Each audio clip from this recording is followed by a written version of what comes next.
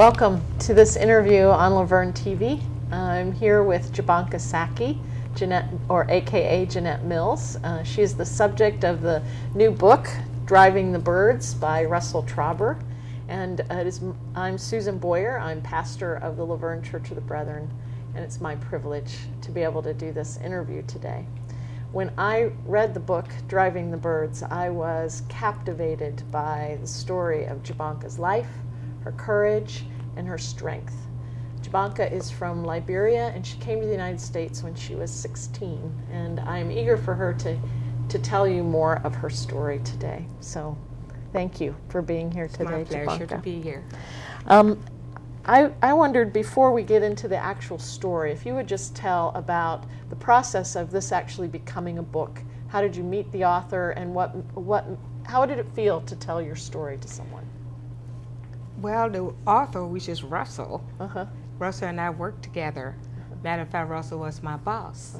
And we used to have what we call stand-up meeting, because I was over the risk management.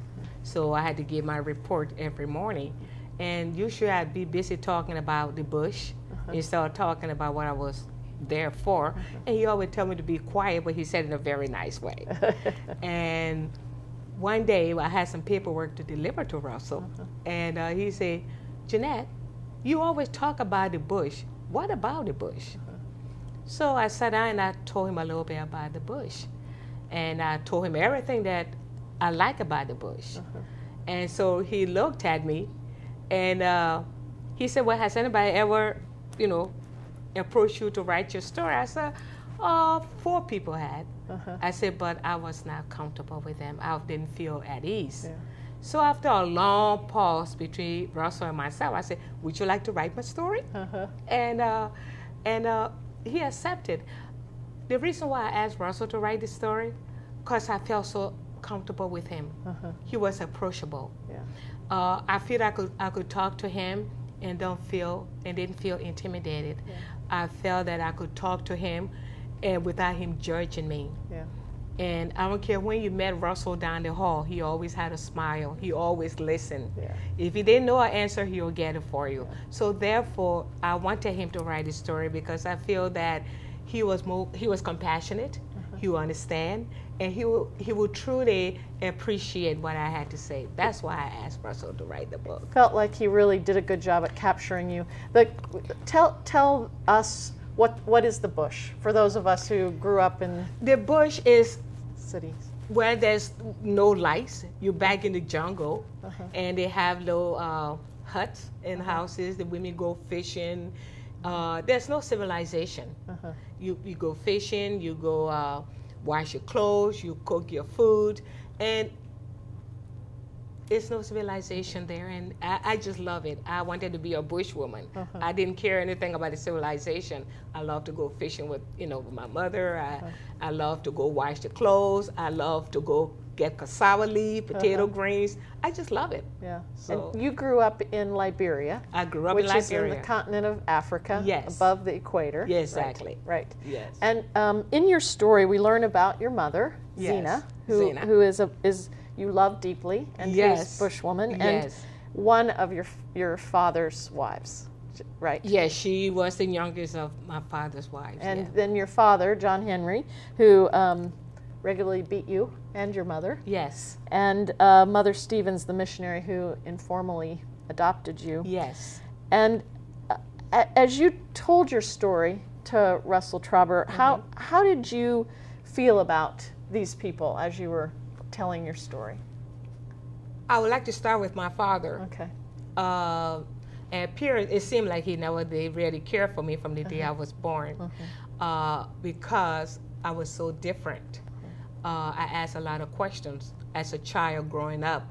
I saw the injustice that was going on. So by me asking questions, of course I got a beating because I was supposed to be saying I heard. And he would beat. He would, I could never do anything to satisfy him. One thing, I was left-handed, and he did not like that. In Africa, at least in my tribe, when you are left-handed, they consider you a witch. So therefore, he used to tie my hand behind my back at night, and make sure that you know, I could use my right hand. But I would fight all night and untangle myself. And I always spoke up also about my mother. I always say, Zena, why does he beat us? Why does he treat us like this? Why don't we run away? Why can't we get away from him? And she always said the man rules. I said, Zena, he doesn't rule me. He rules you, but he doesn't rule me. And then she would say, Jabanka, you have too many words. Because I've always asking questions. I wanted to know. I wanted to know what was going on. I wanted to know why is it that he was so firm, and why is it that he just beat her so much. And I resented him very, very much for beating my mom. I didn't like that at all. And also, as far as a missionary, he gave me away to the missionary because he couldn't really do anything with me. And so he gave me away and told the missionary, keep her. She's no use to me. I never want to see her again. So you keep her. Wherever you decide that she can do, let she do it. So what she did, she took his word. And I worked for the missionary. Did I like her? No. I didn't like that lady. I just did not like her. And but I did what she wanted me to do.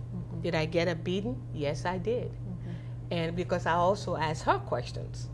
When the missionary goes to Africa, we take them as gods. And wherever they say, it's written in blood, because that's what God said.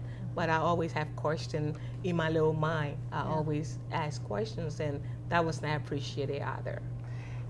One of the things that so intrigued me in the story was how much courage you had. And even though you were beaten by your father, beaten by Mother Stevens, you continued to ask questions. You continued. Where does that come from, well, you think? Now, you know, looking back, I feel that God planted that seed in me. You know, like you said to Jeremiah, before you was formed before you were formed, I knew you. Before you came out of the belly, I sanctify you. So now he knew me before I was born, and he had his hand on me all those years. I just didn't know it, because my father is very tall. He's taller than Russell. And I stood up to him. And I let him know that I didn't like what was going on. And I questioned. So now that I'm older, and now that I know what really happened, I still believe that God really had a mission for me. God had something set aside special for me. I just didn't know it. I admired your courage all through the book, and that ability. Thank you. You also, in the book, it tells about your experience with female genital mutilation, FGM, and I wondered if you'd just tell a little bit about that practice in your upbringing and in your culture. Yes. The female genital mutilation is the most painful thing I think any woman can go through. Is something that has been going on in my country for over 5,000 years. They take the little girls, ages 8 to 12, and they take you in a big truck and take you far, far, far in the jungle where nobody hears you, pitch dark. And these two women, all three, get you up in the middle of the night and take you where they perform this ceremony on you. And when it came my turn, of course, I was yelling and screaming and kicking and digging my foot, you know, in the ground, because I didn't want that. I didn't know what was going on with me. And after they took me there, I was, you know, tied to the tree, and they performed this mutilation. It was the most painful thing. You cannot scream because they put a cloth in your mouth where you can't scream. You just lay there. And after that, the next day you have to go to the creek and take sitz bath. Can you imagine the creek? The creek is dirty. The creek has snakes. The creek has feces. People urinate in the creek, and you have to go there and take the sitz bath. Okay, now as a nurse, I realized I was introducing bacteria, not only me, but the other girls, into their system. And for 2-3 days, you are just in so much pain. And the little girls that were in the society with me, we lost 4 of them. Because it was 14, and we lost 4. But what they tell you is, the devil ate them. You know, they didn't say they died, they said the devil ate them. So, but growing up, I began to find out, no, the devil didn't eat them. They died from infection. And you had no idea when you were taken what was about to happen to you? No, I didn't, because it's a secret. Yeah. Those that go into the society, when they come out, they don't say it. They are not supposed to talk about it. So you're told you're now part of the society. Exactly. When you graduate, when you, after everything, and I was there for about 6 weeks, 6 weeks or longer, and after you graduate, then you are sworn to secrecy, not to never tell anybody about what happened, that you are part of that society. If you ever tell anybody, you will die of a horrible disease, or if somebody know of it, you probably will get killed. So they put really the fear of God in you, and of course you're not going to talk about it. Now let's say you've been to the society and I've been to the society, we can talk about it together. But if somebody else were to approach, we just quiet, we don't say anything, because you know who's been and who hasn't been by the way they react to you. And this continues to this day? To this day, it's still going on. I don't care how you try to stop it. The society is very strong. The society have people that work in the government, and they also they can make it so you can get in high places. So of course the government, you're not going to talk against the society, no. Yeah. No. And so is that part of why it took you so long to decide somebody to tell your story? Not really. Okay. After coming to America, I was so ashamed, Susan, for what had happened to me. I was so humiliated. I didn't have any confidence. I didn't have any self-esteem. My womanhood was gone. I felt like I was in a deep, deep, deep hole, and I felt like I was in bondage because I didn't want anyone to know my secret. And at time when people look at me, I say, I wonder why are they looking at me like that? I wonder, do they know that I've been to the bush? You always have this just fear that somebody might know. And but it kept at night when you go to bed, all that stuff rushed back in your head. I had to tell the story. I could not hold it any longer. Good. I had to let the world know what was going on and what is still going on. Do you feel like you could be in danger for your life if you went back to Liberia and told this story? Oh, most definitely. Yes, I would, because again, it's a secret. Again, I was not supposed to say anything, nothing. And yes, I will be in danger of my life, yes. In the book, one of the things that your mother says to you throughout is when you would ask all your many, many questions, she would say, man rules. Yes. What did she mean by that? What was that experience? Because in a society, they teach you that the man rules. They teach you to be submissive. And when you come out, you're supposed to cook, wash, iron, have the babies, and you're not supposed to ask any question. So whatever that man said, it goes. And the man rule, and you cannot talk back to him. You have to do exactly what he wants done. And I just said no. You know, repeatedly. I say, Zena, they rule you, but he's not going to rule me. Right. Yes. One of the things that struck me when I read your book was how courageous and strong you were. And it felt to me like you were meant to tell this story. That part of that courage in you was because you were called, as you said. Where have you told your story now? Well, you know, I have been so blessed, Susan. My church, Christ the Cornerstone Christian Church, were the first one to give me a big I call it going away party, and so many people attended. People that I didn't even know. They came to support me and support Russell and the book. It was wonderful, and Then I went to the Pasadena Book Club for the women. We had a good time. We laughed, we talked, we cried, we hugged, because they had so many questions about the book. And they were very interested, and they were very supportive.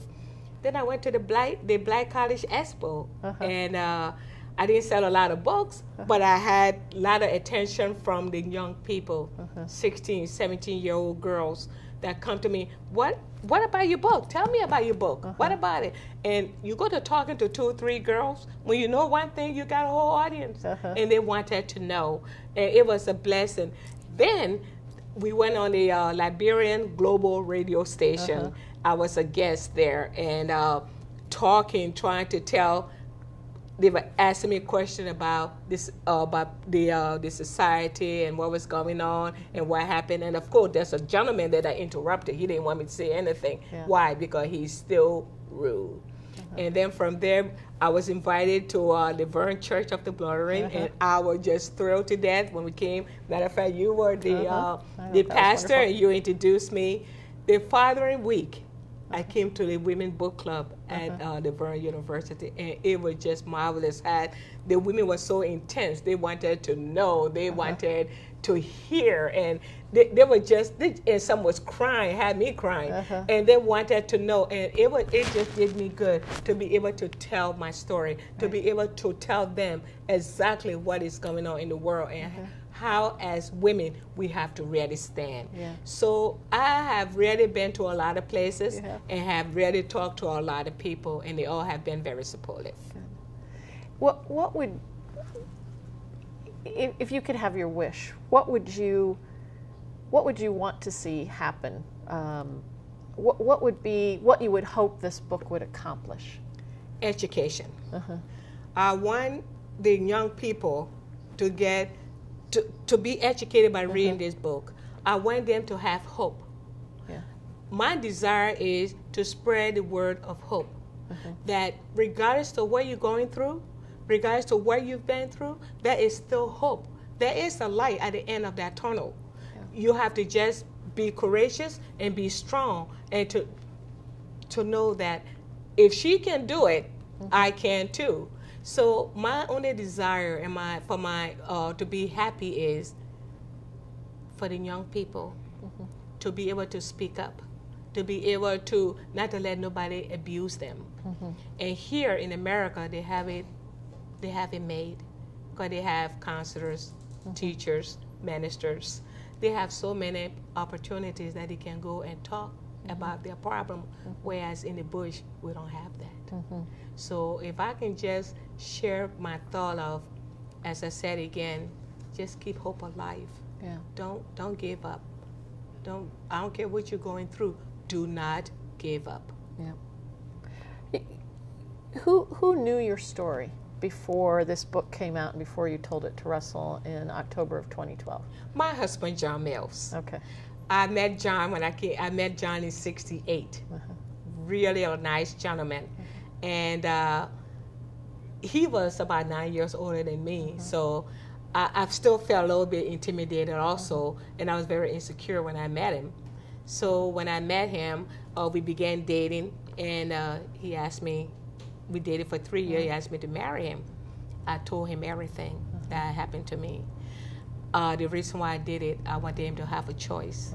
If he wanted me to marry me, okay. If he didn't, that was his choice. And he was very saddened by what had happened to me. And he told me, I love you for you, not for what has happened to you. I hate what has happened, but I love you for you and the woman that you have become. And from that day on, we never spoke about it anymore. And we were married for 32 years. Wonderful. Yes. Is that the only person that knew? Did your children know? Did your church know? Well, you know, my children didn't know until after the book came out. I never said anything to them. All those years, I kept it within me. Why? Because my goal was to raise them. My goal was I did not want to put what I've been through on my kids.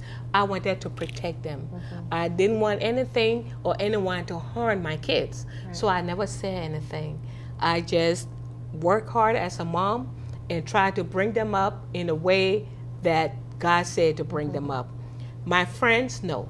I didn't say anything to my friends until the book came out and they bought the book. they were very amazed. They could not believe that those things that I told them in the book really happened to me. And they say, all this year we've known you, Jeanette, you never say anything. I said, no, because that was buried. I dug a hole and I buried it. Matter of fact, Susan, I didn't think it even happened to me, because after all, I'm Jeanette. It happened to Jabanka. So, you know, but yes, it did happen to Jabanka as well. So in my church, they didn't know anything either until the signing of the book, and they were very supportive. They were very, and up till today, they still talk to me every Sunday about the book and how it has changed their lives as well. Has it changed you to know that people are hearing your story? Yes. It really has changed me to the point that I feel strong. I feel like I'm a woman. I feel like I'm flying. I feel like my confidence is back. I feel like I'm strong. I feel like I'm courageous. I feel like that whatever God had planted in me, I feel like I can share with the world. I feel like I'm flying. I'm soaring like an eagle. Fabulous. And as I go up, I can look down and I can see the people that my life have touched. If I can just touch one person at a time and let them know about my story and let them know what was done, what's being done, and what we can do to help, I feel like my living will have not been in vain. Well, that's the question I have. As somebody who read your story and is deeply touched by your story, what can I do? What can other readers do who hear that story about something that's such a secret? What can we do?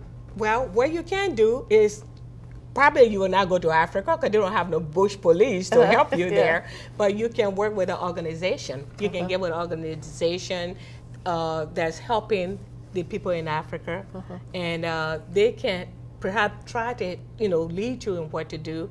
Like I say, I can't go back, but I will work with an organization that can help educate the women in Africa. We can just help educate them, to let them know you don't have to stand for this, to let them know you are a woman. God made you in His image, not to be cut on and mutilated. So if we can just try to educate the young people and the people in Africa, I think would be a good one. Because women are part of the secret, and women are the ones who are creating that for other women, continuing the FGM for other women. Because lack of education, and because they have been doing this so many years, they just do it from one generation to another. And like the women hurting the women, but the women are the one that's over the FGM, and there's no stopping them. So I, as a reader, can find organizations that are working on that, but it's a bigger issue than that. It's also about women not feeling empowered. No, of course not. You're not, because you, like I said, you are treated like an object. What you're supposed to do, like I said, the men rule, and women don't have any say so over there. And if you find a woman that talk a lot, you probably won't see her anymore. So I was just blessed that I got away from all that, and now I can talk. I can tell the story. I can help you help other women, about these organizations, to help them, to help educate the women, and try to teach them, and try to let them know there's more to life than that. Because when they take your womanhood, what do you have? You have nothing. You're just one empty shell. You always, for me, I'm always in pain. I'm always seeking medical help, because you are never totally healed. So every once in a while, I go back to the doctor for more treatment, because you never heal. At least I didn't heal. So it's a damage that continues. It's a damage. It affects you physically, mentally, psychologically, emotionally. Because you feel less than a woman. You feel, what do I have to offer? Nothing. But now when I look back, I have a lot to offer. Yes, you do. Yes, you do. I found the story of you coming to the United States, you know, such a fascinating part of your story too. And I hope others read the book to hear that story. I'm hoping there's a sequel to that so I can know more about the story. Yeah, I hope so too. Yeah. We are hoping that when people go on Amazon or Kindle and order this book and read this book and love it so much that they can go on Amazon and put their review. And yes, I believe in the future there will be a sequel that's coming out. Yes. So you came over at the age of 16 at the help of the woman who was the missionary who beat you. Yes. She helped you come over to the United States. Good. Yes, and I did a lot of praying because, you know, my father and mother worshiped the moon. But Mother Stephen worshiped Jesus Christ, and she was the one led me to him and told me that I could tell him everything and that he would never repeat it. And I did. And I asked and I asked and I prayed and I prayed and I prayed. It was not her intention to send me to America. Right. She had somebody else in mind, but then God had something else in mind too. Right. So that's why. Because that I felt very strongly as I read your book, that read Russell's book about you, that you were being very led throughout that whole story. Even in the midst of the terrible things that were done to you, there was still this strength and this courage and this leading in you. And almost made me wonder if the whole leading of you to Russell to write that book happened in the way that it was supposed to. I believe so, because nothing happened by accident. So I believe that God was in the plan. Yeah. For him to be at the right place and for me to be at the right place at the right time, to be able to talk to him, and for him to have the courage to write the book. It wasn't easy for him to write the book, because a lot of times I would burst out and go to crying. I tell him, well, we have to stop. And he would leave. And then maybe a week or so later, I said, okay, we'll try it again. It was very, very hard. Because remember, I poured out my soul to a man I didn't know, but yet I felt very comfortable with. And a story that you'd kept to yourself. I kept it for 50-some years. Right. I kept it, but I couldn't keep it any longer. I had to tell it. Yeah. I'm so glad you told it. And I'm glad so too. Glad you told it to Russell and that this book has happened. And I just want to thank you. Thank you for your courage, for finding your voice, for trusting someone, for sharing that story, and for trusting all of us who are your readers to do that. And I encourage everyone to buy this book, Driving the Birds. You can get it on Amazon. It's a captivating book by Russell Trauber. You can order it on Amazon. But I also invite you to join Jabanka, aka Jeanette Mills, in educating people about what's happening in Liberia, about how we can be a part of changing that, of what's happening for so many women, and doing that through education. So I invite you to start by reading the book. Thank you very much.